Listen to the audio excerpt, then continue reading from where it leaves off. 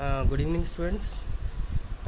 EDIM के आज के इस लेक्चर में आप सब बच्चों का स्वागत है। आज अपन लेक्चर नंबर 2 स्टार्ट करेंगे।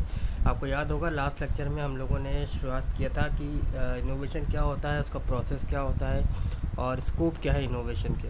आज अपन पढ़ेंगे इनोवेशन के ही प्रोसेस के अंदर 5 स्टेज प्रोसेस। देखिए, इनोवेशन क्या है, एक टूल है एंटरप्रेन्योर्स के लिए, जिसका मतलब ये समझ में आता है कि वो चेंजेस को जितना ज़्यादा एक्सप्लॉइट कर सकते हैं, एक्सप्लोर कर सकते हैं तो उनको उतनी अपॉर्चुनिटी मिलती है दूसरा बिजनेस करने के लिए और सर्विसेज के लिए, यानी बेटरमेंट के लिए हम बात कर रहे हैं यहाँ पे। तो इट इज़ कैपेबल क्या है कि हम अगर डिसिप्लिन में रहें, डिसिप्लिन चीज़ें सिस्टमेटिक की जाएँ, लर्न की जाएँ और उनकी प्रैक्टिस की जाए, तो इनोवेशन बहुत अच्छा और बेटरमेंट के साथ इम्प्लीमेंट हो सकता है। तो पीटर ड्रकर ने ये 5 स्टेज मॉडल दिया था। उनके अकॉर्डिंग क्या था कि इसके अंदर 5 चीज़ें आती है: प्रिपरेशन, जनरेशन, इंक्यूबेशन, इवेल्यूएशन और इम्प्लीमेंटेशन। प्रिपरेशन क्या होता है पहले ये समझते हैं। इसके अंदर हम क्या कर रहे हैं, real detail attention to what going on this area of your business. तो ये आपको देखना है कि आपको रियल में करना क्या है, आपका बिजनेस में क्या है, आप क्या इनोवेट करना चाहते हो, आपका पर्पस क्या है। तो यानी हम प्रिपरेशन कर रहे हैं। प्रिपरेशन मतलब पहले से तैयारी कर रहे हैं कि हमें इनोवेट क्या करना है, हमें क्यों, किस पर्पस के लिए करना है, इसको उसके बेनिफिट क्या होगा, क्या फंडामेंटल्स होंगे इसके, और इससे हम क्या आउटकम सपोज कर रहे हैं इस आइडिया से। ये प्रिपरेशन हमें तैयारी करने का। फिर आता है जनरेशन। एक बार आपने चीज़ों को एक्सप्लोर कर लिया, अंडरस्टूड कर लिया, समझ लिया और क्या आप इनोवेट करना चाहते हो वो आपने देख लिया। अब आप अपने आइडिया पे वर्क करिए। अब आपको जो जो चीज़ें इन्फॉर्मेशन चाहिए, गैदर करनी है इन्फॉर्मेशन, वो देखिए और इसके रिगार्डिंग आप जो जो और चीज़ें डिस्कवर कर सकते हैं वो आपको जनरेशन के अंदर करना है, यानी जनरेशन ऑफ आइडिया। तीसरा आता है इंक्यूबेशन। इंक्यूबेशन क्या कहता है, एक बार आपने अपना लिए ऑप्शन डेवलप कर लिया तो आप उस आइडिया के साथ रहिए, उसको दिमाग में चलाइए।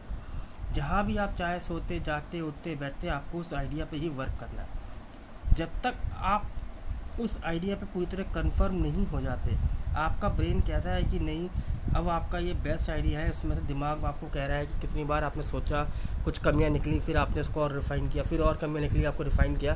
तो जब तक आपको नहीं लगता कि ये मेरा जो है बिल्कुल एक कंफर्म आइडिया है, अब इसमें कोई भी कमी नहीं है या उसमें चेंजेस नहीं हो सकते, उस आइडिया में हमें वर्क करना है अपने माइंड के अंदर। आफ्टर द इंक्यूबेशन हमें जो पॉइंट यूज़ करना है वो है इवेल्यूएशन का। इवेल्यूएशन क्या कहता है, एक बार आपने अपने दिमाग के साथ उस आइडिया को ले लिया, क्रिएट कर लिया, अब आपको उसको इवेल्यूएट करना है। तो एक से ज़्यादा या एक से कम तो बिल्कुल नहीं, इससे ज़्यादा ही हमें क्या करना है, इसके ऑब्जेक्टिव को सोचते हुए चलना। एक अच्छी अप्रोच किस चीज़ को कही जाती है, जहाँ हम प्रिपरेशन के वक्त हर चीज़ को पहले से ही तैयार करके रखें, उसके हर कॉन्स को, हर प्रॉन्स को हम अच्छी तरह से इवेल्यूएट कर लें। क्या ये हमारा जो पॉइंट था, जो हमारा आइडिया है, क्या ये किसी चीज़ को पर्पस है, क्या हम किसी पर्पसफुली इसको क्रिएट कर रहे हैं, क्या यह वाकई में किसी के बेनिफिट होगा, क्या क्या किसी की ये नीड है, और इससे जो हमारा बेनिफिट आएगा, जो फंडामेंटल आउटकम हम सोच रहे हैं, इन सारी चीज़ों को हमें दोबारा से क्या करना है, इवेल्युएट कर लेना है। फिर आता है हमारा लास्ट पॉइंट, जिसे हम लोग कहते हैं इम्प्लीमेंटेशन। कुछ लोग ये कहते हैं कि सबसे ज़्यादा चैलेंजिंग स्टेज है इम्प्लीमेंटेशन। तो यहाँ पे आप क्या करना है कि आपके जो कलीग्स हैं, आपके जो क्लाइंट हैं, सप्लायर्स एंड अदर, जो कोई भी आपके कांटेक्ट में हैं, तो एक अच्छा आइडिया तो वही है जहाँ आप उनके साथ बात करें, उनको अपना आइडिया बताएं और उनसे उस आइडिया के बारे में पूछें। यदि आपको वहाँ से सेटिस्फेक्शन जवाब मिलता है, तभी आप उसको इम्प्लीमेंटेशन की तरफ लेके जाइए। तभी हम इस बात को सोच सकते हैं कि आइडिया फ्रूटफुल होगा या फिर नहीं होगा। देन आता है न्यू प्रोडक्ट डेवलपमेंट की स्टेज। न्यू प्रोडक्ट डेवलपमेंट क्या है, ये एक इनिशियल स्टेज है जिसके अंदर हम जो PLC है, हमने मार्केटिंग में पढ़ा है PLC। तो PLC क्या है, PLC को एग्जामिन करने से पहले हमें क्या देखना है कि हमें before introduce your product in the market, हमें क्या करना है, हमें इसके बारे में पूरी तरह से सोच लेना है, समझ लेना है।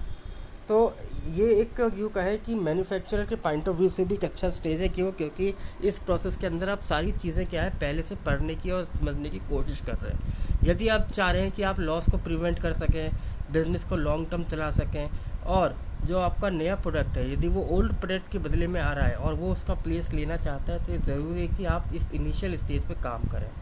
इस स्टेज में क्या कहा जाता है कि एक बार पीटर ड्रकर ने अपनी बुक है उनकी इनोवेशन एंड एंटरप्रेन्योरशिप, उन्होंने अपनी बुक में भी ये बात लिखी है कि जो प्रोडक्ट इनोवेशन है और जो एंटरप्रेन्योरशिप है, ये लोग आपस में दो चीज़ें कनेक्टेड हैं और ये एक साथ तभी काम कर सकती हैं जब इसको प्रॉपर तरीके से यूज़ किया जाए और बिज़नेस को सक्सेसफुल भी इन दो तरीक़ों को प्रॉपरली यूज़ करने से ही आपको बिज़नेस में सक्सेस मिल सकती है। इसमें जो स्टेजेस आती हैं, सबसे पहले स्टेज आती है मार्केट रिसर्च। मार्केट रिसर्च क्या करिए कि हम मार्केट में प्राइमरी और सेकेंडरी दोनों तरीके से अपनी रिसर्च को कंडक्ट करा सकते हैं। जब हम बिज़नेस की बात करते हैं तो हमें एज मच एज इंफॉर्मेशन की रिक्वायरमेंट होती है। जो भी हमें पॉसिबल इंफॉर्मेशन मिल सकती है वो हमें लेनी है। कस्टमर की नीड, कस्टमर के टेस्ट, कस्टमर के प्रेफरेंसेस, जो भी आप समझ रहे हैं उसको आप गैदर करिए। अगर कोई आपकी इंडस्ट्री में गैप है, आपको लगता है कि हाँ यहाँ पे प्रॉब्लम आ सकती है, उसको समझिए। उसके बाद सेकेंडरी रिसर्च को देखिए। सेकेंडरी रिसर्च कौन सी है? जो डाटा पहले से पब्लिश हो चुका है, पब्लिकेशंस पढ़िए, मैगजीन्स पढ़िए, न्यूज़पेपर्स पढ़िए। इनसे आपको मालूम चलेगा कि मार्केट में क्या हो रहा है और आपके आइडिया और आपके बिज़नेस के रिगार्डिंग कहाँ पे कोई सक्सेसफुल या अपॉर्चुनिटी अवेलेबल है। दूसरे स्टेज के अंदर हम क्या करते हैं? Product development testing. इसके अंदर हम क्या कर रहे हैं? हमको टेस्टिंग कर रहे हैं प्रोडक्ट की, उसको एक प्रोटोटाइप बना रहे हैं। ये जो प्रोटोटाइप होता है ये एक इंश्योर करेगा कि ये बिज़नेस की जो प्रोडक्ट है ये कैसा दिखेगा, कैसे काम करेगा, और जो भी कोई पॉसिबल अरेंजमेंट है आप उसमें कर सकते हैं। एक बार आपने प्रोटोटाइप बना लिया, अब उस डिवाइस को आप क्या करिए? अब आप उसको टेस्ट मार्केट करिए, यानी मार्केट में लेके जाइए, लोगों से इंक्वायरी करिए, उनसे उसका फीडबैक लीजिए और पता करिए कि आपके प्रोडक्ट में क्या अच्छाइयाँ और क्या बुराइयाँ हैं और कैसे ये इफेक्टिवली इसको मॉडिफाइड किया जा सकता है। चौथा स्टेज आता है आपका फिजिबिलिटी स्टडी। फिजिबिलिटी स्टडी क्या है? यहाँ हम देख रहे हैं लीगल और फाइनेंशियल रिस्ट्रिक्शन। फिजिबल कितना है? फिजिबल आपका, अगर इस मार्केट को अपन लॉन्च करते हैं तो कहीं कोई लीगल कॉन्स्टेंट तो नहीं आ रहे, कहीं कोई कॉपीराइट IPR का या पेटेंट राइट का तो कोई मामला इसमें नहीं आता। क्या इसमें कोई आपके पास इस प्रोडक्ट को लॉन्च करने में आपके पास पूरा का पूरा फंड अवेलेबल है या नहीं है, या फिर कोई फाइनेंशियल कॉन्स्टेंट आपको लग रहा है, हो सकता है। तो यहाँ पे हमें क्या करना है, क्योंकि हमें बिज़नेस में सेल्स करनी है, सेल्स को बढ़ाना है, तो ये प्रोडक्ट हमारे मार्केट में कितना फिजिबल रहेगा, मार्केट में सेल्स वॉल्यूम बढ़ेगा या नहीं बढ़ेगा, प्राइस क्या होनी चाहिए इस प्रोडक्ट की, या फिर और प्रोडक्ट आपका जो कॉम्पिटिटर है कोई इस प्रोडक्ट को बेच रहा है, किस प्राइस में बेच रहा है, उसको प्रोडक्शन करने में हमें कितनी कॉस्ट आएगी। इन सब चीज़ों को हमें क्या करना है? स्टडी करनी है। ये एक फिजिबिलिटी स्टडी है कि क्या ये प्रॉपर तरीके से बिज़नेस स्टार्ट किया जा सकता है, नहीं, इस चीज़ का हमें फिजिबल स्टडी इसमें करना है। तो ये सभी जो स्टेजेस हैं जब ये सक्सेसफुली रन होती हैं तो ही एक बिजनेसमैन जो होता है अपने प्रोडक्ट को या न्यू प्रोडक्ट को मार्केट में लॉन्च करता है। ये आपको समझने वाली बात है। अब आता है टाइप्स ऑफ इनोवेशन। इनोवेशन क्या है? इनोवेशन हर एक की नज़रों में है ना। What may be new and the fundamental for one person, क्योंकि इनोवेशन हर एक के लिए अलग अलग है। कुछ लोग कहते हैं बिल्कुल न्यू, कुछ कहते हैं फंडामेंटल बेसिक कंसेप्ट होना चाहिए, कुछ कहते हैं कुछ नए को नई चीज़, कोई पुरानी चीज़ को नई चीज़ में चेंज करना ना, ये भी इनोवेशन है। तो यहाँ हम क्या कर रहे हैं? हम आइडेंटिफाई कर रहे हैं, क्लासीफाई कर रहे हैं इनोवेशन के बीच में। तो यहाँ इस काम को देखा जाए तो एक थिंकिंग प्रोसेस के तौर पे किया जा रहा है, ताकि लोगों को ये चीज़ समझ में आए कि इनोवेशन कितने तरीके का हो सकता है। तो यहाँ जो है इस क्वेश्चन के लिए हमारे पास एक जवाब है, वो है हमारा 4P। 4P हम लोगों ने मार्केटिंग मिक्स में भी पढ़ रखा है, पर हम हमारे लिए, क्योंकि ये EDIM का सब्जेक्ट है, तो यहाँ पे 4P अलग अलग है। तो यहाँ पे ये देखा जा रहा है कि जब हम 4P का मॉडल इस्टेब्लिश करते हैं तो यहाँ पे एक हाइपोथेसिस लेके चल रहे हैं क्या, कि यदि आप सक्सेसफुली इनोवेशन को चाहते हैं तो आपको पॉजिटिव चेंजेस करने पड़ेंगे, जो आपको लगता है कि it is must, it is necessary. ये सोचते हुए आपको क्या करना है? इनोवेशन को करना है। तो यहाँ जो हम 4P ले रहे हैं उसमें पहला आता है प्रोडक्ट इनोवेशन। इनोवेशन मतलब कि जो आपके एग्जिस्टिंग प्रोडक्ट या सर्विसेज हैं उसके अंदर आप कुछ नया चेंज करते हैं, उसको प्रोडक्ट इनोवेशन कह रहे हैं। जो आप प्रोसेस यूज़ कर रहे हैं उस प्रोसेस में कुछ चेंजेस या तब्दीलियाँ, उसको प्रोसेस इनोवेशन कहेंगे। जिस पोजीशन में आप, जिस तरीके से आप अपनी कस्टमर्स के माइंड में अपनी प्रोडक्ट की को शो कर रहे हैं, उसको स्टेबल कर रहे हैं, वो पोजीशन है। और पैराडिज्म क्या है?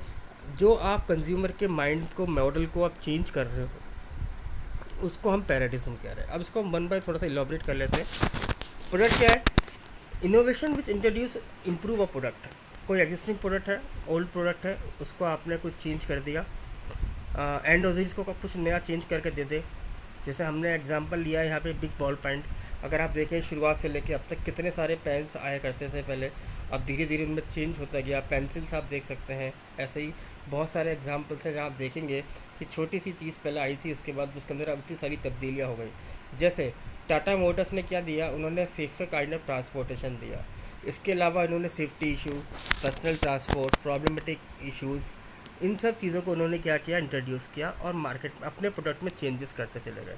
अब जैसे उन्होंने पीपल्स कार को, जैसे उन्होंने कहा फैमिली कार टाटा नैनो बनाई, ये भी उनका एक प्रोडक्ट इनोवेशन है। तो यही हम लोग क्या कह रहे हैं कि हम कैसे अपने एग्जिस्टिंग प्रोडक्ट को चेंज कर सकते हैं अपने ओल्डर वन से नई न्यू वन को।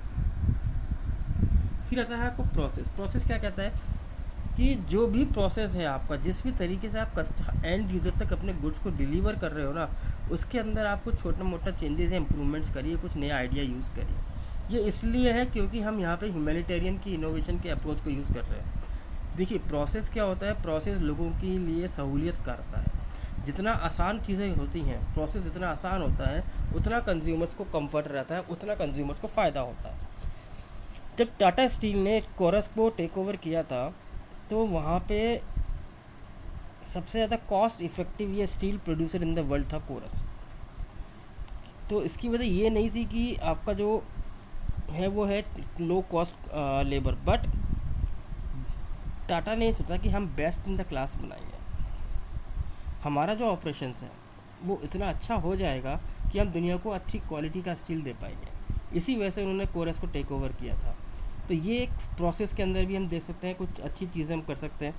ऐसे ही अगर हम पोजीशन को देखें, पोजीशन क्या कहता है, reposition the perception of your establish product. जो आपका प्रोडक्ट का जो यूँ कहे कि कस्टमर को याद है उसके माइंड में, तो पोजीशनिंग हमने मार्केट में भी देखी है। मार्केटिंग में एसटीपी के अंदर हमने पढ़ा था कि how to place your product in the mind of the consumer. तो हम यहाँ पे अब क्या कर रहे हैं, वापस से रीपोजिशनिंग कर रहे हैं।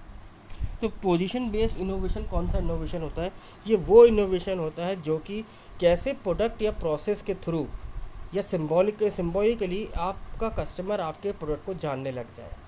जैसे लेविस स्ट्रॉस की जो जीन्स आती हैं वो मार्केट में ग्लोबल प्रोडक्ट लाइन के तौर पे है, और पर ये डेवलप कहाँ से होती हैं, ये क्लोथिंग मटेरियल से, मैनुअल वर्क से। बट उसको इन्होंने क्या किया, रीब्रांडेड कैसा किया, एज ए फैशन आइटम। तो फैशन आइटम करके इन्होंने लेविस ने अपने कस्टमर के माइंड में पोजीशन को किया कि we are producer branded clothes, जो कि फैशन के अंदर आज का फैशन है और लोग इसको ग्लोबली यूज़ कर रहे हैं। इस तरीके से उन्होंने अपने कस्टमर्स के माइंड में अपने प्रोडक्ट की इमेज को और ज़्यादा इस्टेब्लिश किया। देन आता है पैराडिज्म इनोवेशन। ये फाइनल पी है आपका। फाइनल पी क्या है, क्योंकि इसके अंदर हम क्या कर रहे हैं, हम हमारी पूरी होल ऑर्गेनाइजेशन को या उसकी इमेज को कस्टमर के माइंड में दोबारा से क्या कर रहे हैं, एक चेंज का प्रोसेस बना रहे हैं। तो ये बेसिकली पैराडिज्म जो होता है वो मेंटल मॉडल की तरह होता है, जो कि आपकी ऑर्गेनाइजेशन के बारे में कस्टमर्स के माइंड में इमेज बनी हुई है। देखिए जैसे आजकल क्या है कि एक इनोवेशन हुआ था, लोएस्ट कॉस्ट रेफ्रिजरेटर छोटू कूल। तो इसका मतलब क्या था कि ये कन्वेंशनल टेक्नोलॉजी थी जिसके अंदर एक कंप्रेसर लगा हुआ था और एक कूलिंग चिप थी जिसने, और एक फ़ैन से ये अटैच था, जिन्होंने इसको कंप्यूटर के साथ मिलके एक छोटा सा रेफ्रिजरेटर बनाया, उसको नाम दिया छोटू कूल। तो कहने का मतलब ये कि चीज़ें आजकल बहुत जल्दी फ्रीक्वेंटली ऐसी चेंज की जा रही हैं ताकि आपका जो बिज़नेस का जो मॉडल है कंज्यूमर्स के माइंड में वो चीज़ क्या हो, चेंज हो जाए।